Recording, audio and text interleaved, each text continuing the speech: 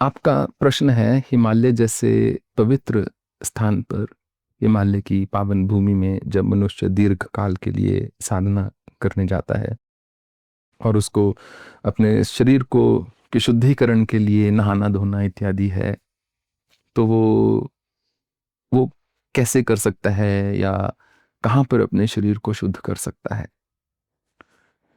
देखिए, जो शुद्धिकरण की प्रक्रिया है साधना के पहले भी, जब नागा बाबा ने मुझे दीक्षा दी, उससे पहले उन्होंने मुझे बताया था कि मैं कल दीक्षा देने वाला हूं, उसमें 3-4 चीजें बताऊंगा। और उन्होंने एक मुझे क्रिया बताई। वो क्या है कि जल का जो पात्र है, जब जब मनुष्य को मान लीजिए स्नान करना है, नहाना है, तो उसके ऊपर 4 मुद्राएं दिखाई जाती हैं, जिसमें से कि कलश मुद्रा एक है। और हम जो है तीर्थों का जल का आवाहन कर लेते हैं, हम गंगे यमुने गोदावरी चंद्रमदे कावेरी तथा इत्यादि। उससे हम दिव्य स्वरूप में आ चुके हैं। जब मनुष्य दीर्घ काल के लिए साधना करता है तो वो न्यास भी करता है।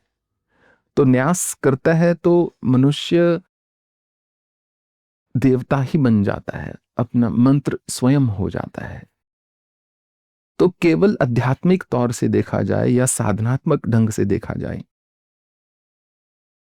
तो ये इतना विचार करने वाली बात नहीं है, क्योंकि शरीर का मैल जो है वो चिंताजनक विषय नहीं है, मन की मलिनता है। हम हिमालय इसलिए नहीं जा रहे कि हम हिमालय को पवित्र कर देंगे। हम हिमालय इसलिए जा रहे हैं कि एकांत में बैठकर हम चिंतन कर सकें और हम पवित्र हो सकें।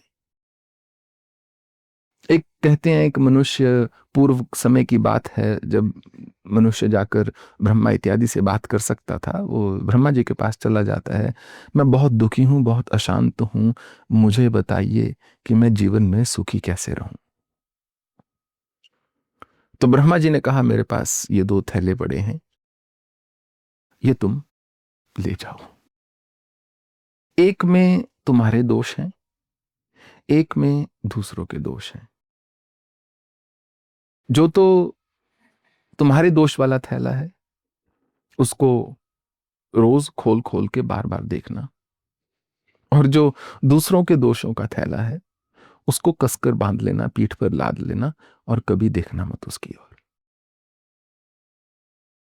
तो तुम प्रसन्न रहोगे, खुश रहोगे, निश्चिंत रहोगे, चिंता मुक्त रहोगे और आनंद में रहोगे।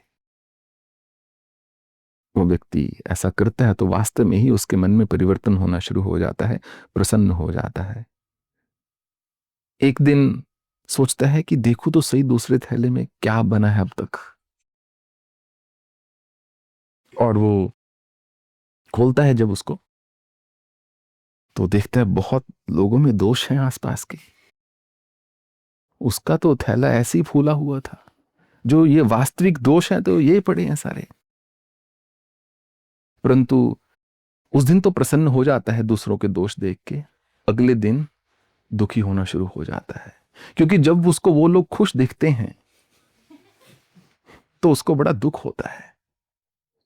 ये गलत कर रहे हैं ईश्वर, इन लोगों में इतने दोष हैं, ये महापापी, दृष्ट, धूर्त, परंतु ये इतने प्रसन्न, जीवन में इतना सफल, जीवन में इतना आगे बढ़ रहे हैं। तब से वो दुखी रहना शुरू कर देता है। फिर एक दिन दोनों थैले फेंक देता है, उससे उसका दुख नहीं कम होता। खैर, तो हम साधना शुद्धिकरण के लिए करते हैं, आत्मीयता की। और कुछ भी चीज शौच या अशौच जो है, एक समय पर आकर मनुष्य उससे भी ऊपर उठ जाता है। परंतु भगवान ने इतना जरूर कहा है, जब साधना कर रहे हो तो थोड़ा ध्यान से करो। शुचौ देशे प्रतिष्ठाप्य स्थिरम आसनम आत्मना। ऐसी जगह अपना आसन लगाना कौनते, जो योगी होता है, जिसको साधना करनी है, जो शुद्ध जगह हो, वहां पर अपने आप को प्रतिष्ठित करे। क्योंकि अगर बाहर के जो आदि भौतिक जो समस्याएं हैं वो बहुत अधिक होंगी तो भी साधना हो नहीं पाएगी। एक बहुत पहले हमने आपको सुनाया था, एक व्यक्ति को स्वप्न आता है कि वो मर गया और पहुंच गया भगवान के पास। देखता है पीछे बहुत सारी घड़ियां लगी हुई हैं। मुझे ना जाने क्यों हंसी आ रही है, ये आप पर अप्लाई नहीं होता, बाकी आप सुनने के बाद बताइएगा। तो कोई घड़ी तेज चल रही है, कोई घड़ी धीमे चल रही है। भगवान से पूछता है, प्रभु ये क्या अलग अलग ब्रह्मांड में अलग अलग ग्रहों का समय है क्या? ये इतनी करोड़ों घड़ियां लगी हुई हैं, कोई धीरे चल रही, कोई तेज चल रही, कोई बहुत तेज चल रही है। भगवान ने बोला, नहीं बेटा नहीं। जब जब कोई मनुष्य जीवन में झूठ बोलता है तो ये घड़ी थोड़ा आगे हो जाती है। कुछ लोग बहुत कम झूठ बोल रहे हैं तो बहुत धीमे चल रही है। कुछ लोग बहुत ज्यादा झूठ बोल रहे हैं तो बहुत तेज चल रही है।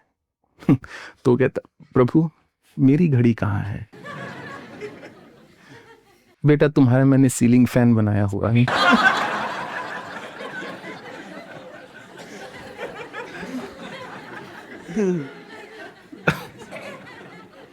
तो जिस जिस पर अप्लाई करता है वो खुल के हंस सकता है। कई बार झूठ बोलने की जो आदत हो जाती है या कुछ भी कर्म करने की, जो भी हम साधना करते हैं वो हम अपनी वृत्तियों को तोड़ने के लिए करते हैं। वृत्ति से रिफ्लेक्स एक्शन होता है। एक कर्म करने के बाद मनुष्य को सुधाती है कि ये मैंने क्या कर दिया। मैं ऐसा नहीं बोलना चाहता था, या मैं ऐसा नहीं करना चाहता था, या मैं इस मिठाई को नहीं खाना चाहता था, या मैं वास्तव में टीवी देखने की बजाय व्यायाम करना चाहता था। परंतु बाद में बोध होता है। वो जो वृत्ति तोड़ना होता है उसी का नाम साधना है। क्योंकि जिसको पंचकोश बताया गया है, जो कवर्स हैं ढंग से, शीट्स हैं, या जो एक एक करके जब वो टूटते चले जाते हैं मनुष्य के, एक दर्पण की आप कल्पना कीजिए, अति सुंदर दर्पण है और उसके ऊपर वस्त्र पड़े हुए हैं, कुछ भी वो प्रतिबिंब आपको दिखा नहीं सकता। एक एक करके उन वस्त्रों को हटाना होगा, फिर मनुष्य स्वयं का दर्शन कर सकता है।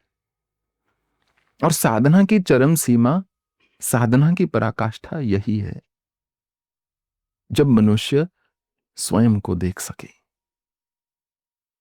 बिना किसी लेंस के, बिना किसी कलर के, बिना किसी बायस के, जिसमें वो अपने आप को जस्टिफाई नहीं कर रहा। ये नहीं कह रहा कि ये तो मैं हूं, बहुत सुंदर ही सुंदर हूं। और ये भी नहीं कि शीशे में खड़े होकर अक्सर लोगों को अपनी कमियां दिखती हैं, मैं बूढ़ी हो रही हूं या बूढ़ा हो रहा हूं, या ये कमी है वो कमी है।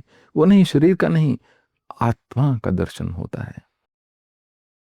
इसलिए आत्म साक्षात्कार को आत्म दर्शन कहा गया है। और कितना ही सुंदर दर्पण क्यों ना हो, कितना ही उसमें वस्त्र भी क्यों ना हट चुके हों, सारे पर्दे, परंतु वहां प्रकाश होना आवश्यक है। तो ये दो परिस्थितियां जब आती हैं तब मनुष्य को बोध होता है। पहला, तमस का नाश, अंधकार का नाश, उसके तमोगुण का नाश। दूसरा, वो दर्पण से सारे वस्त्र जो हैं हट चुके हैं, काम, क्रोध, लोभ, मोह, अहंकार, राग, द्वेष, भय, घृणा, लज्जा इत्यादि। तब जाकर वो बोध होता है। फिर जो भी आप कर रहे हैं वो एकदम शौच और अशौच से परे है। इसीलिए तंत्र में जो अघोर में चलकर आगे वामाचार में जो साधना आती है उसमें सप्तमकर आता है कि मनुष्य अपने ही शरीर से उत्पन्न हुए उस मल को भी साधना में उपयोग कर रहा है। मनुष्य को कुछ भी मलिन न लगे। मनुष्य सब पदार्थ में, सब जीवों में, सब ओर से भगवान को देख सके।